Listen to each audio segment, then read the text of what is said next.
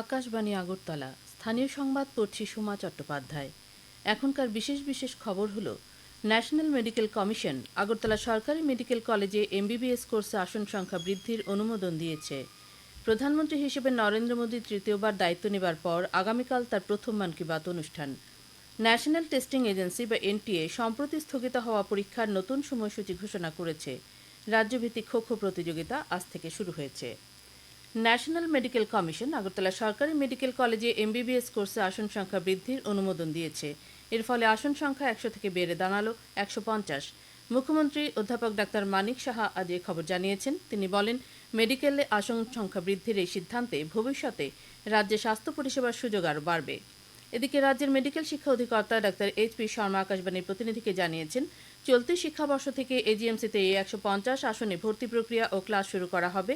তিনি বলেন, national medical কমিশনের নিয়ম অনুযায়ী আগরতলা সরকারি মেডিকেল কলেজে ছাত্র ভর্তিতে 15% আসন সর্বভারতীয় ক্ষেত্রে ছাত্রছাত্রীদের জন্য, বাকি 85% আসন ত্রিপুরার জন্য বরাদ্দ থাকবে। এর মধ্যে 10% আসন উত্তর পূর্বাঞ্চলের 4 রাজ্য অরুণাচল প্রদেশ, নাগাল্যান্ড, মেঘালয় ও মিজোরামের ছাত্রছাত্রীদের জন্য বরাদ্দ থাকবে। ভারতীয় ন্যায় সংহিতা 2023, ভারতীয় নাগরিক সুরক্ষা সংহিতা 2023, ভারতীয় সাক্ষ্য অধিনিয়ম 2023 নামে 3টি নতুন আইন আগামী 1 জুলাই থেকে সারা দেশে কার্যকরী হচ্ছে। নতুন এই আইনের লক্ষ্য হচ্ছে দেশের ফৌজদারি বিচার ব্যবস্থার আধুনিকীকরণ, বিচার প্রক্রিয়াকে ত্বরান্বিত করা এবং ক্ষতিগ্রস্তদের সুরক্ষা নিশ্চিত করা। স্বরাষ্ট্র সচিব ড. প্রদীপ কুমার চক্রবর্তী আজ সচিবালয়ে সাংবাদিক সম্মেলনে এই সংবাদ জানান। তিনি বলেন, নতুন আইনে নারী, শিশু সহ সর্বস্তরের জনগণের বিরুদ্ধে সংগঠিত অপরাধ দূরীকরণকে অগ্রাধিকার দিয়ে ফৌজদারি বিচারের সংস্কার সাধন করা হয়েছে। ভারতীয় ন্যায় সংহিতা ভারতীয় দণ্ডবিধি 1860-কে প্রতিস্থাপিত করছে। ভারতীয় নাগরিক সুরক্ষা সংহিতা ফৌজদারি কার্যবিধি 1973-এর প্রতিস্থাপন করে এবং ভারতীয় সাক্ষ্য অধিনিয়ম ভারতীয় সাক্ষ্য আইন 1872-এর পরিবর্তে প্রতিস্থাপিত হচ্ছে। সাংবাদিক সম্মেলনে নতুন ফৌজদারি আইনের প্রধান বিষয়সমূহ তুলে ধরে স্বরাষ্ট্র সচিব বলেন, নতুন আইনের 173 ধারামূলে একজন নাগরিক নির্ধারিত থানা এলাকার বাইরেও যে কোনো স্থান থেকে এফআইআর দায়ের করতে পারবেন। নতুন এই আইনে নাগরিকদের এফআইআর করার সংস্থান রয়েছে। ভারতের নাগরিক সুরক্ষা সংহিতা বিএনএসএস এর 530 ধারা অনুসারে সমস্ত ট্রায়াল, অনুসন্ধান এবং কার্যধারা ইলেকট্রনিক মোডে করার অনুমোদন রয়েছে। নতুন আইনে দূরবর্তী সাক্ষ্য প্রমাণের ক্ষেত্রে ইলেকট্রনিক উপস্থাপনাকে অনুমোদন দেওয়া হয়েছে। স্বরাষ্ট্র সচিব আরও জানান, ছোট ছোট অপরাধের ক্ষেত্রে, বিশেষ করে যারা শারীরিকভাবে অক্ষম বা প্রবীণ নাগরিকদের ক্ষেত্রে গ্রেপ্তার থেকে রক্ষা পাওয়ার সংস্থান রয়েছে এই নতুন আইনে। মামলা নথিভুক্ত হওয়ার 90 দিনের মধ্যে তদন্তের অগ্রগতি সম্পর্কে ক্ষতিগ্রস্ত মামলাকারীকে জানাতে হবে। চার্জশিট দেওয়ার 60 দিনের মধ্যে বিচার প্রক্রিয়া, ট্রায়াল শুরু করা ইত্যাদি নিশ্চিত করার বিধান নতুন আইনে রয়েছে। বিচারের শুনানি শেষে 45 দিনের মধ্যে রায় ঘোষণা করতে হবে। রায়ের অনুলিপি 7 দিনের মধ্যে অনলাইনে আপলোড করতে হবে। বিএনএসএস এর 65(2) ধারামূলে 12 বছরের কম বয়সী মেয়েদের ধর্ষণ অপরাধের দোষীদের মৃত্যুদণ্ডের বিধান চালু করা হয়েছে। সাংবাদিক সম্মেলনে স্বরাষ্ট্র সচিব আরও জানান, আগামী 1 জুলাই রাজ্যের 88টি থানায় এই 3টি নতুন আইন সম্পর্কে জনসাধারণকে সচেতন করতে অনুষ্ঠানের আয়োজন করা হবে। সাংবাদিকদের এক প্রশ্নের উত্তরে আইন সচিব সঞ্জয় ভট্টাচার্য জানান, পুরনো মামলাগুলি পুরনো আইন মোতাবেক চলবে। নতুন 3টি ফৌজদারি আইন প্রত্যাহার করার দাবিতে আজ আগরতলা আদালত চত্বরে বিক্ষোভ প্রদর্শন করেছে সারা ভারত গণতান্ত্রিক আইনজীবী ইউনিয়ন। সংগঠনের রাজ্য সভাপতি হরিবল দেবনাথ অভিযোগ করেন, নতুন এই 3টি আইনে সরকারের বিরুদ্ধে সমালোচনা করলে দেশদ্রোহিতার মামলা নেওয়া হতে পারে। এই আইনটি প্রত্যাহারের দাবিতে আজ সারা দেশে এই আইনজীবী সংগঠন বিক্ষোভ প্রদর্শন করেছে। আসন্ন ত্রিস্তরীয় পঞ্চায়েত নির্বাচনকে সামনে রেখে ঊনকোটি জেলাতে প্রশাসনিক প্রস্তুতি পর্ব চলছে। আমাদের ঊনকোটি জেলার সংবাদদাতা অনুপম ভট্টাচার্য জানিয়েছেন, রাজ্য নির্বাচন কমিশনের সচিব অসিত কুমার দাস আজ আসন্ন পঞ্চায়েত নির্বাচনের প্রস্তুতি খতিয়ে দেখতে কৈলাসহর মহকুমার চণ্ডীপুর ব্লক পরিদর্শন করেন। ব্লকের প্রস্তাবিত স্ট্রং রুম, ডিসপ্যাচ সেন্টার ও গণনা কেন্দ্র ঘুরে ঘুরে দেখেন। পরিদর্শনকালে তার সাথে ছিলেন জেলা পঞ্চায়েত আধিকারিক ডেভিড হালাম, চণ্ডীপুরের বিডিও প্রসেনজিৎ মালাকার প্রমুখ। রাজ্য নির্বাচন কমিশনের সচিব আজ কৈলাসহর মহকুমার অন্তর্গত গৌরনগর ব্লক পরিদর্শন করেন। উল্লেখ্য, আসন্ন ত্রিস্তরীয় পঞ্চায়েত নির্বাচনে ঊনকোটি জেলাতে মোট ভোটার রয়েছেন 1,28,737 জন। জেলায় পোলিং বুথের সংখ্যা 234টি। প্রধানমন্ত্রী হিসেবে নরেন্দ্র মোদী তৃতীয়বার দায়িত্ব নেবার পর আগামীকাল তার প্রথম মন কি বাত অনুষ্ঠান। মন কি বাতের এই 111তম পর্ব আগামীকাল সকাল 11টা থেকে আকাশবাণী এবং দূরদর্শনের সবকটি চ্যানেলে এবং Akashvani news on AIR website, mobile app, প্রধানমন্ত্রীর দপ্তর ও তথ্য সম্প্রচার মন্ত্রকের ওয়েবসাইটে এবং ইউটিউব চ্যানেলে সম্প্রচার করা হবে। অনুষ্ঠানের অব্যবহিত পরেই এর বাংলা ও ককবরক ভাষার অনুবাদ শোনা যাবে। আঞ্চলিক ভাষার অনুষ্ঠানগুলি রাত 8টায় পুনঃ প্রচারিত হবে। আবগারি নীতি বিষয়ে দুর্নীতির দায়ে দিল্লির মুখ্যমন্ত্রী অরবিন্দ কেজরিওয়ালকে 14 দিনের বিচার বিভাগীয় হেফাজতে রাখার নির্দেশ দিল সিটি কোর্ট। এর আগে গত 26শে জুন মুখ্যমন্ত্রী কেজরিওয়ালকে জিজ্ঞাসাবাদের জন্য 3 দিনের সিবিআই হেফাজতে পাঠানো হয়েছিল। এবছরের অমরনাথ যাত্রা আজ থেকে শুরু হয়েছে। আজ ভোরে শৈবতীর্থ অমরনাথের উদ্দেশ্যে রওনা দিয়েছে তীর্থযাত্রীদের প্রথম দল। কঠোর নিরাপত্তায় পুণ্যার্থীদের দলগুলি পহেলগাঁও ও বালতাল দুটো রুটেই পবিত্র গুহার উদ্দেশ্যে যাত্রা শুরু করেছে। এবছর 52 দিন ধরে পুণ্যার্থীরা অমরনাথ দর্শন করতে পারবেন। আগামী 14 জুলাই থেকে শুরু হবে রাজ্যের ঐতিহ্যমণ্ডিত খার্চি উৎসব। মুখ্যমন্ত্রী সচিবালয় থেকে জানানো হয়েছে, খার্চি পূজা 14 জুলাই রবিবার সাপ্তাহিক ছুটি হওয়ায় রাজ্যের অগণিত পুণ্যার্থীদের কথা বিবেচনা করে উৎসবের শেষ দিন অর্থাৎ আগামী 20 জুলাই শনিবার সরকারি ছুটি ঘোষণা করা হয়েছে।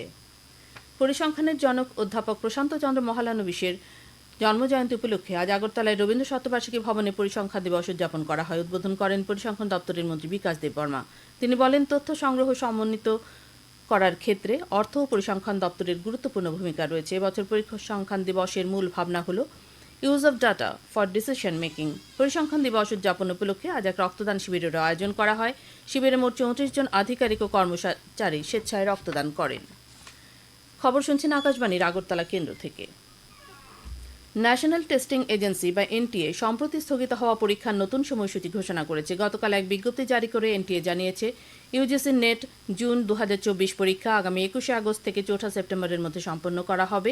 বিশেষ পরিবর্তন আনা হয়েছে ধরনেও। এর আগে পরীক্ষার্থীদের ওয়েমার শিটে পরীক্ষা দিতে হতো। এনটিএ জানিয়েছে, এবার পরীক্ষা হবে কম্পিউটারে, অর্থাৎ কম্পিউটার বেসড টেস্ট বা সিবিটি। বিশ্ববিদ্যালয় মঞ্জুরি কমিশন জাতীয় যোগ্যতা পরীক্ষা এই মাসের 18 তারিখে অনুষ্ঠিত হওয়ার পরদিন তা বাতিল ঘোষণা করা হয়েছিল। Joint CSIR UGC net June 2024 পরীক্ষা সতর্কতামূলক ব্যবস্থা হিসেবে স্থগিত করা হয়েছিল। তা আগামী 25 থেকে 27 জুলাইয়ের মধ্যে সম্পন্ন করা হবে। 4 বছরের ইন্টিগ্রেটেড টিচার এডুকেশন প্রোগ্রামে ভর্তির জন্য প্রবেশিকা পরীক্ষা এনসিইটি যা স্থগিত করা হয়েছিল, সেই পরীক্ষাটি আগামী 10 জুলাই অনুষ্ঠিত হবে। All India Ayush post graduate entrance test 2024 আগামী মাসের 6 তারিখে নির্দিষ্ট সময়সূচি অনুযায়ী নেওয়া হবে। নিট পরীক্ষায় প্রশ্নপত্র ফাঁসের ঘটনায় অভিযুক্তদের গ্রেপ্তারের জন্য সিবিআই দেশের বিভিন্ন স্থানে অভিযান অব্যাহত রেখেছে। আজ গুজরাটে অভিযান চালিয়ে সিবিআই 5 জনকে গ্রেপ্তার করেছে। সমাজ কল্যাণ ও সমাজ শিক্ষা দপ্তরের উদ্যোগে আজ আগরতলার প্রজ্ঞা ভবনে মাতা পিতা ও প্রবীণ নাগরিকদের ভরণ পোষণ, রক্ষণাবেক্ষণ ও তাদের কল্যাণ সংক্রান্ত বিষয়ে একদিনের এক সেমিনারের আয়োজন করা হয়। সেমিনারের উদ্বোধন করে সমাজ কল্যাণ ও সমাজ শিক্ষা মন্ত্রী টিঙ্কু রায়। অনুষ্ঠানে তিনি বলেন, এই সমাজের কিছু কিছু সন্তানদের কারণে বৃদ্ধাশ্রম একটি সামাজিক ব্যাধি হয়ে দাঁড়িয়েছে, যার চরম শিকার হচ্ছেন বয়স্ক মা বাবারা। নিজের জীবনের সমস্ত কিছু ত্যাগ করে তারা ছেলে মেয়েদের বড় করে তোলেন, কিন্তু শেষ জীবনে সন্তানকে অবলম্বন করে বাঁচার চেষ্টা করা বয়স্ক মানুষগুলোর ঠিকানা হয় বৃদ্ধাশ্রম। মন্ত্রী শ্রী রায় বলেন, সরকার বাধ্য হয়ে বৃদ্ধাশ্রম তৈরি করছে, কিন্তু এটাই সমস্যার সমাধান নয়। যখন সমাজে একটাও বৃদ্ধাশ্রম থাকবে না, তখনই এই ধরনের সেমিনারের আয়োজন সফল হবে। অর্থমন্ত্রী প্রণজিৎ সিংহ রায় আজ মাতাবাড়ি বিধানসভা কেন্দ্রের চন্দ্রপুর জেবি স্কুল এলাকায় একটি অত্যাধুনিক কমিউনিটি হলের ভিত্তিপ্রস্তর স্থাপন করেন। উপস্থিত ছিলেন বিধায়ক অভিষেক দেবরায়। এই কমিউনিটি হলটি নির্মাণে ব্যয় হবে প্রায় 3 কোটি টাকা।